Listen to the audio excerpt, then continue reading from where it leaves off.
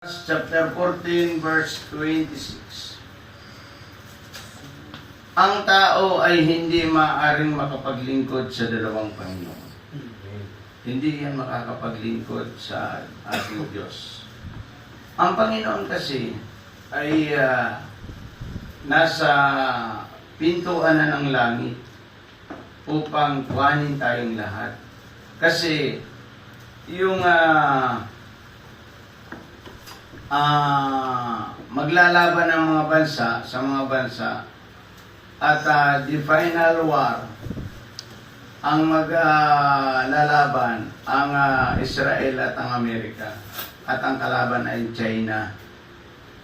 Ang kalaban niya ay China, masasakop iyan ng China ang buong mundo. Kaya nakita mo lahat ng mga katabi ng mga China ay sinasakop konti-unti. Masasakop yan.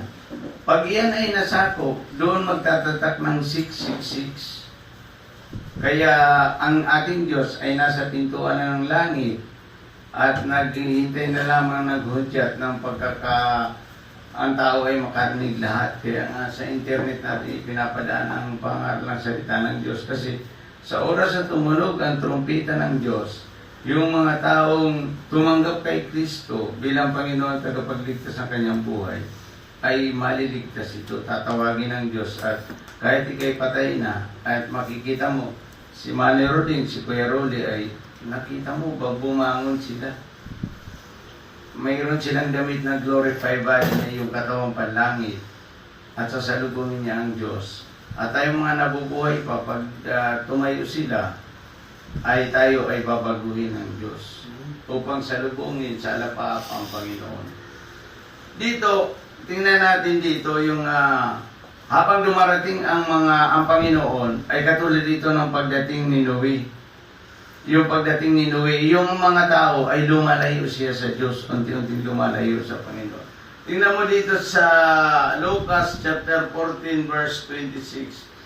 Hindi maaaring maging alagad ko ang sinumang umiibig sa kanyang ama at ina, asawa at mga anak, at mga kapatid, maging sa sarili niyang buhay ng higit sa akin. Tandaan natin, iyang ating mga trabaho, negosyo, iyan ay hindi masama. Hindi yan masama. Hindi yan katulad na parabang sinasabi mo ang pera ay ugat ng kasamaan ng tao. Totoo yan. Pero hindi yan masama. Hindi na ba pwedeng yumaman ang isang Kristiyano? Pwede po. At pwede naman siyang paunlarin ng Diyos ang kanyang buhay. At tayong lahat, halimbawa mayroon tayong anak na isang matalino.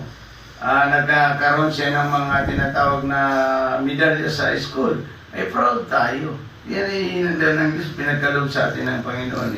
Pero, ang sabi ng Biblia, ay hindi maaaring ang iyong hanap buhay o yung iyong kayamanan ay maging Panginoon mo. Sapagkat ang tawag diyan ay idolatry, Diyos na sinasamba natin. Kapag ang Diyos natin, ang sabi dito, hindi maaaring makapaglingkod o maging alagad ko ang umiibig ng higit sa kayamanan. Hindi ka pwedeng makapaglingkod sa Diyos. Kasi, alam niyo ba, simula nung ang Panginoong Jesucristo ay nilikha niya si Eva at si Adan. Ang sabi ng Diyos sa 28 ng Genesis chapter 1, papamahalaan mo ang lahat ng mga ito.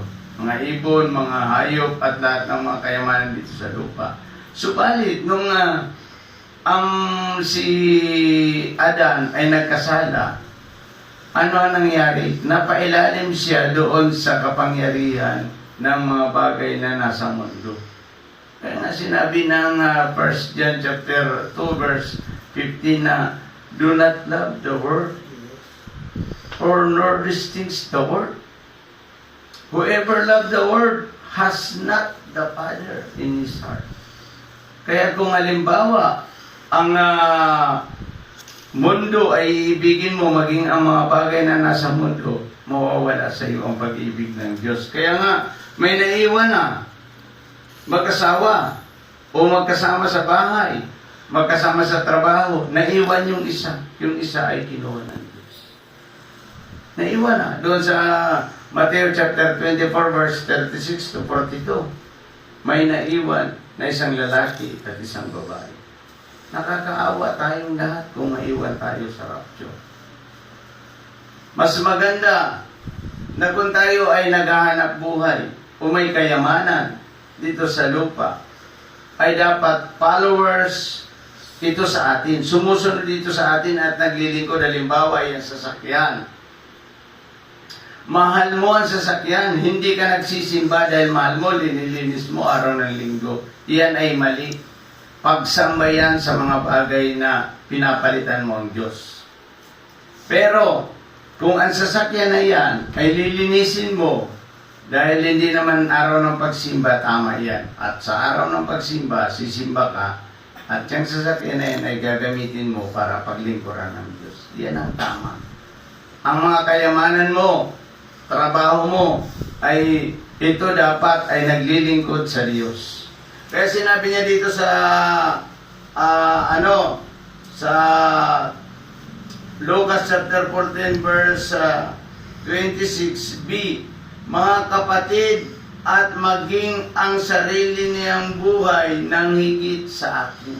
Kahit pagmamahal mo sa iyong mga kapatid, ama at ina, ay huwag yan maging una sa Diyos. Kaya ano may kinasal? Kinasal. Sabi niya doon sa lalaki ng pastor, itong misis mo, gawin mo itong pangalawa. Nagulat yung babae.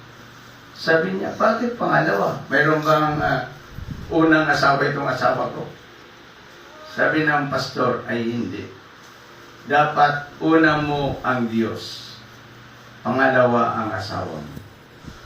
Dapat unahin natin ang Diyos sa ating buhay. Kasi iyon ang tinatanggap ng Diyos na maging alagad niya.